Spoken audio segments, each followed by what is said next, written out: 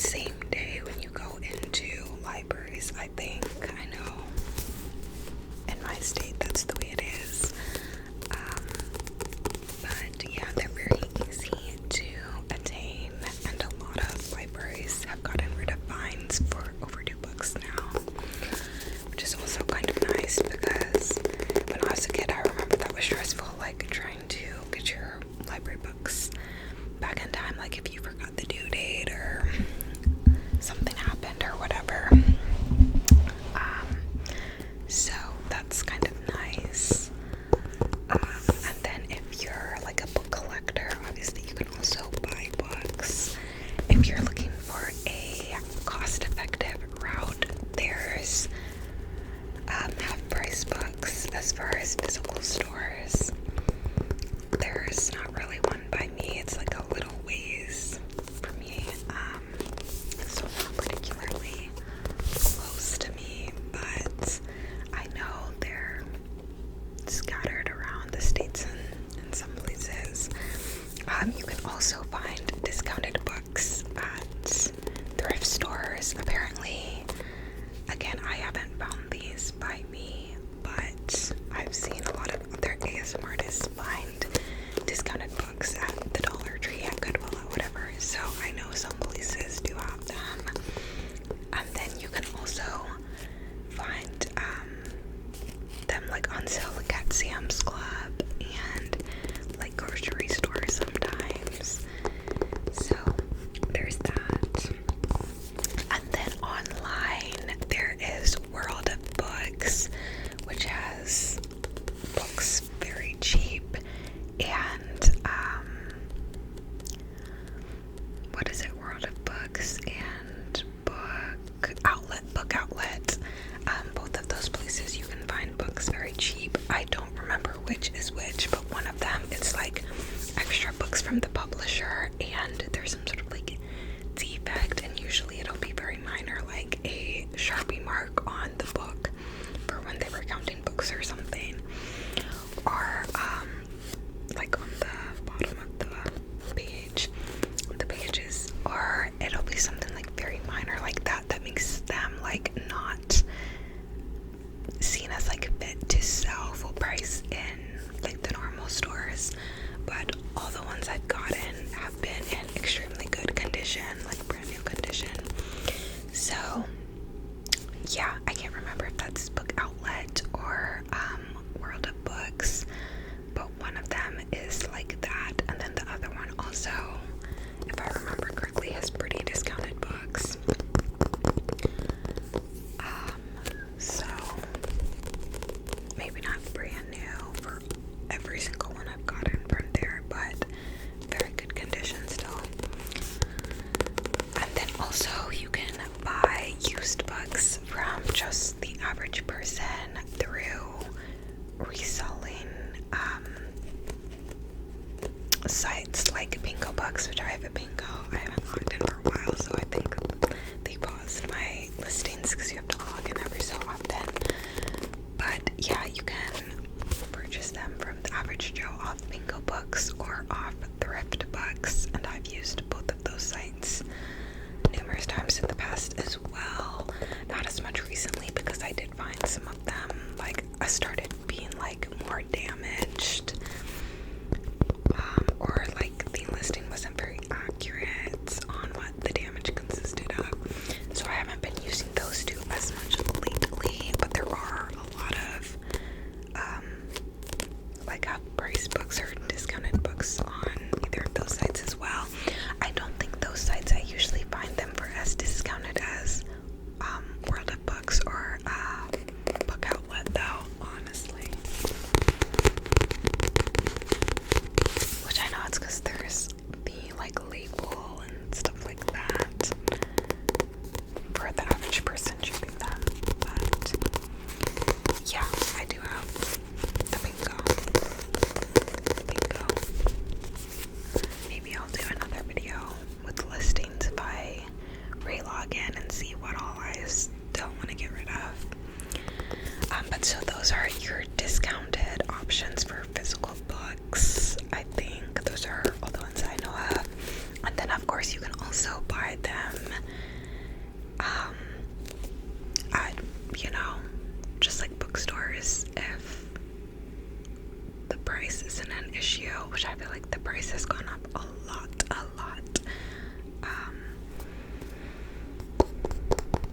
But from indie bookstores, you can always find books, and also, of course, at like Barnes and Noble and Books A Million and different bookstores. So, yeah, those are the options I'm aware of for physical books.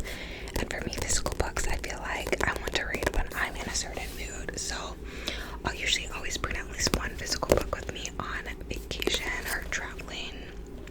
And when I'm like taking bus rides from place to place or different travel things, waiting for the plane, whatever, I'll usually read some of a physical book, and then I'll also bring my e-reader and read some of that.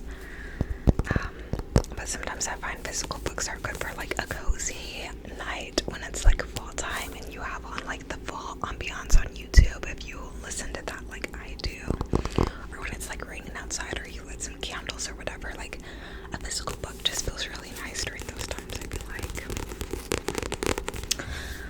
But then your next option is ebooks. So again, ebooks you can get from your library with either the Libby library app or the Hoopla library app. There's a whole bunch of birds all flocking together outside. And these are really easy to get because you don't even have to have a physical library card. You can get a digital library card, and most of these you don't even have to come in to the library physically to get, which I love. So most of the time you can just apply for those online and get them like same day, at least by me, that's how it is. And then you can check out, download the Libby app or the Hoopla app, and you can get your ebooks and your audiobooks through those sites. And again, like I said, when I'm traveling, an ebook is really easy for me to read and just carry on me. And you don't even necessarily have to have an e-reader for it. You can have an e-reader like a Kobo or a Kindle, but you can also use your phone. So even when I'm not traveling, but even when I'm waiting in line at the grocery store or at a doctor's office or whatever, when I have the app on my phone, either Libby, and I have an ebook checked out from Libby, or if I'm using Kindle Unlimited with this, which is a subscription service, I can just read whatever I have on either of those apps. And Libby and Hoopla are free. Those are through your library. So if you're looking for free options, those two are great. And you can read the ebooks through those apps on your phone. And then if you have a subscription service like Kindle, you can also read that on your phone with that app. So ebooks, I feel like I like, one, when I'm traveling, two, when I'm like waiting in line somewhere and I don't want to just mindlessly scroll, and three, when I want to read before bed but I don't want to have my light on and I want to start winding down and getting sleepier and tired and more prepared for bed. That's a lot of times when I'll whip out a Kindle book and read in bed with the light off. So that's a nice option there. But yeah, it's so convenient to just like have any of those apps on your phone and just literally just pull up your book when you're, waiting, you have some downtime. Or to be in bed, lights out, and you're reading, so easy, so convenient. And then it depends from library to library, but I have 2 library cards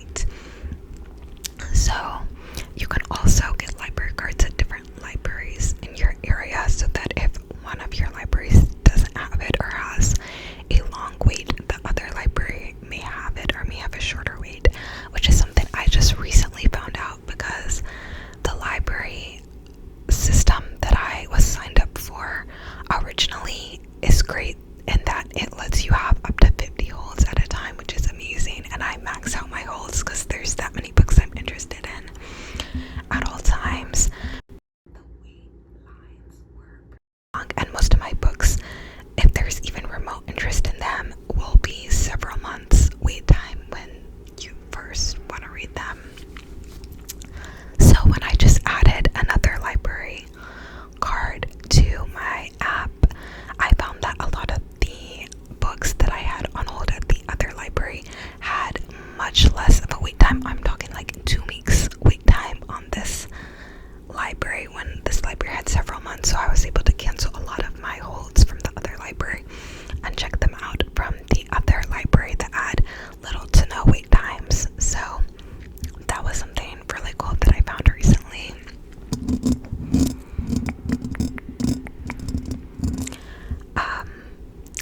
But yeah, and then audiobooks. Audiobooks are probably my most helpful form of reading currently, and it took me a while to get into them. When I first got into or tried to get into audiobooks, I wasn't really feeling it. I tried some romance audiobooks, and I felt like the narration was so cringy, and I think it really does depend on the narration, and I still find that with some romance books, the narrators just ruin it for me, and I can't do it, and so I have to read it like physically in those cases. But for the most part, audiobooks are so helpful to me because I listen to them when I'm cleaning my apartment, when I'm loading the dishwasher, sometimes when I'm folding clothes or putting clothes away, depending on if I want to listen to music or a book that day, I'll, do one or the other. I listen to them while driving instead of music. So if I'm going somewhere that I've been before and I don't have to, if it's not unfamiliar to me, I'll usually have an audiobook going, and I listen to them while working. So I work, 40 hours a week, and I did have to pause this at one point when I was doing a role that I had more reading for, because then I had to focus on that. But now the role that I'm doing again is very once you know it, it's very methodical. So if I'm using my calculator or doing math or checking off a list of things, I can concentrate on 2 things at once and hear a story at the same time.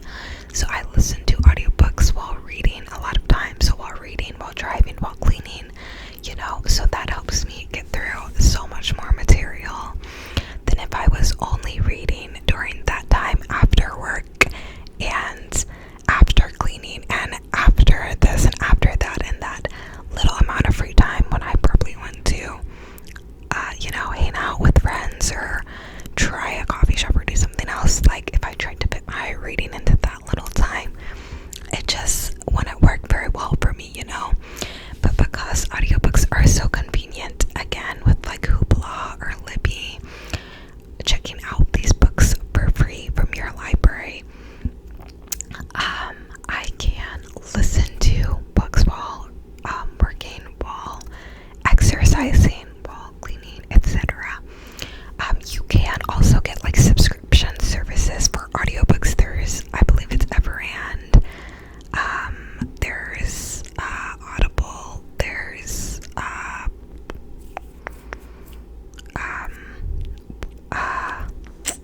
what's the indie one? There's one specifically for indie bookstores as well that I'm totally blanking on. But there are different subscription services you can use for audiobooks too that usually give you credits or something, and I've used a couple of them before at some points, but I usually use the library and use the audiobooks from there that I have through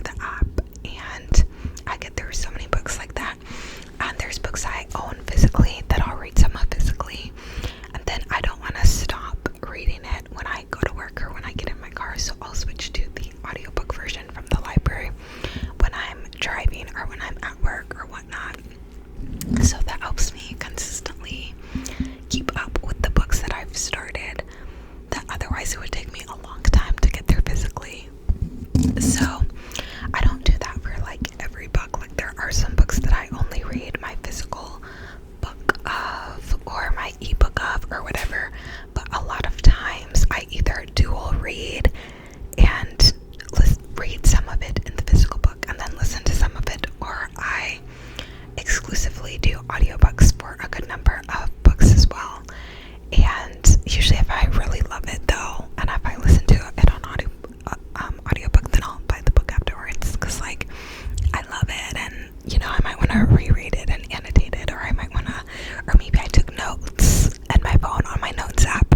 If I really loved the book, maybe I want to transfer some of those notes into the physical book, you know.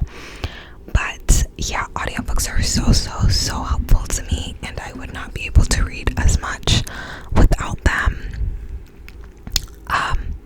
So yeah, and you can get them for free through your library, or you can use a subscription service if you want. 0 wait times and don't mind paying.